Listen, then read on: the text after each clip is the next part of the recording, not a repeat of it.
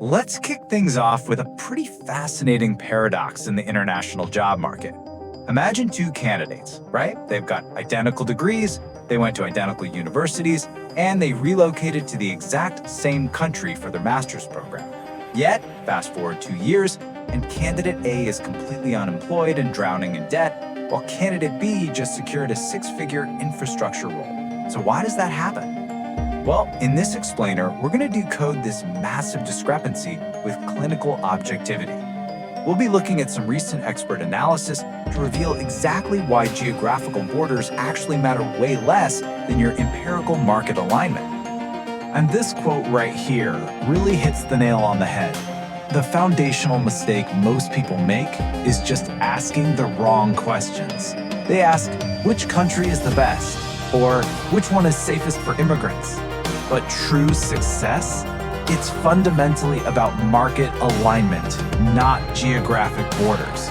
Look, it literally doesn't matter if an economy is booming globally if the specific sector you're trying to enter is fundamentally saturated. You see this deep dissonance happening all the time right now. These drastically different outcomes are playing out in the exact same cities, on the exact same visas, and in the exact same economic climates. We really have to break this assumption that location alone is some sort of magic guarantee for success. A country cannot save you if your skills are obsolete. On the flip side, a challenging immigration market isn't going to stop you if your expertise is structurally vital to that economy. So, to truly decode how this works, we're going to use a logical, 5-part analytical framework for this explainer. We'll cover 1. The geographic fallacy, 2. The market alignment engine, 3. Anatomy of saturated degrees, 4. Structural high-demand vectors, and finally, 5. The 3 competency layers. All right, let's dive into part 1, the geographic fallacy. Why optimizing for location is a critical error. I want you to let this number just sink in for a second. 6,000.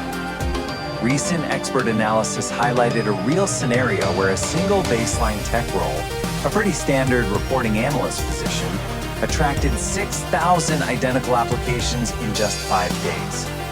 This is the cold, hard reality of market crowding. If you pick a country just because it's perceived as safe, but you enter a saturated field, you aren't safe at all. You're just application number 5,999 in an overwhelmed system. So what actually causes this fallacy? Well, there are very specific cause and effect factors. Candidates often optimize for a 1-year degree simply because it's cheaper up front, completely ignoring that 1 year is nowhere near enough time to build a local network. Or they just follow the crowd or rely on outdated data from the pre-AI economy. But honestly, the worst mistake is misinterpreting general labor shortages. Yes, a country might have a massive labor shortage, but if that shortage is in healthcare or construction and you're studying general data analytics, that broad economic data is completely useless to you. Moving right along to part 2, the market alignment engine, the mechanics of true market integration. So what exactly is market alignment? It is the exact mathematical match between your specific skills, your experience, and the structural economic demands of your target market. Because at the end of the day, a master's degree is just a piece of paper unless it maps perfectly onto what local corporate infrastructure actually requires to function right now. Before committing tens of thousands of dollars to any program, you absolutely must rigorously evaluate these 4 metrics. How big is the market for your exact target role? Are companies actively sponsoring international candidates for that exact position? What's the placement rate for someone with your exact background?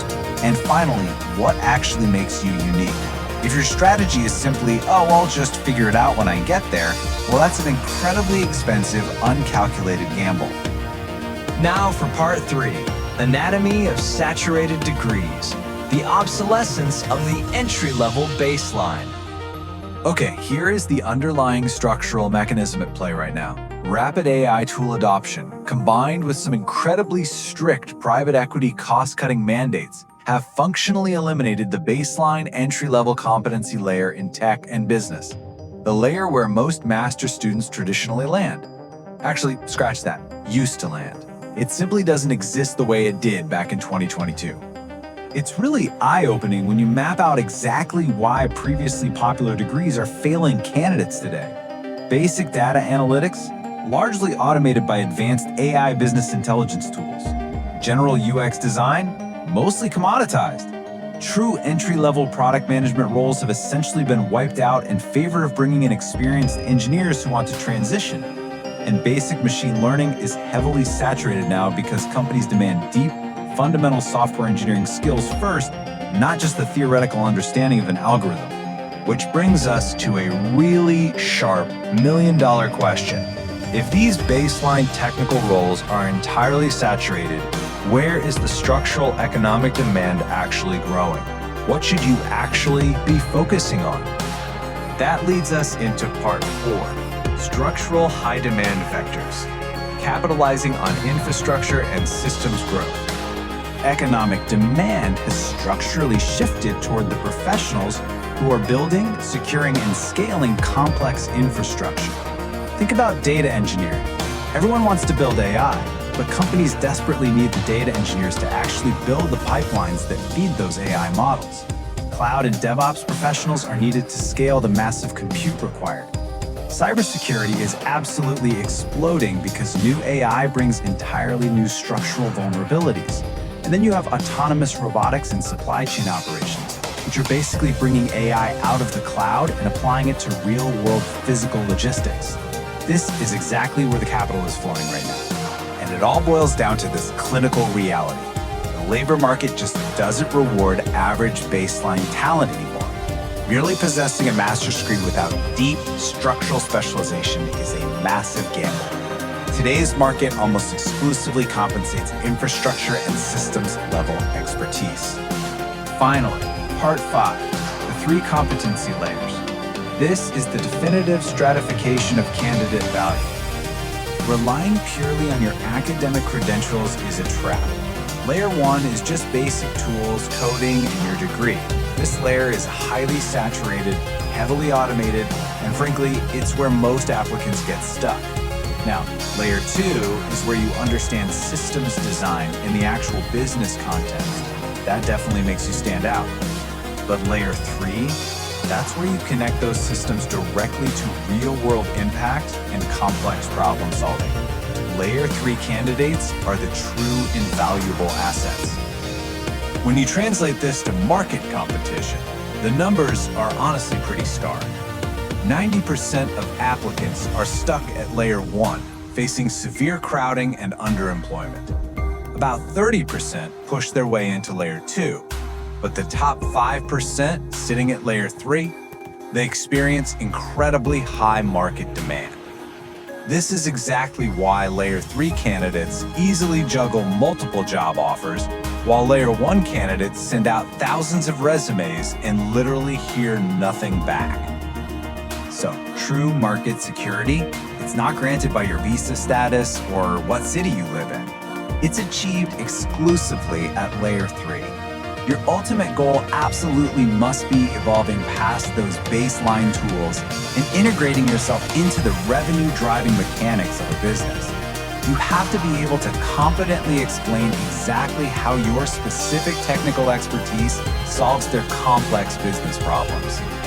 To wrap up this explainer, I want to leave you with a provocative question, one that should permanently shift your decision-making framework from geography to strategy.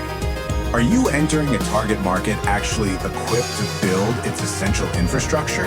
Or are you just hoping to occupy an obsolete baseline role?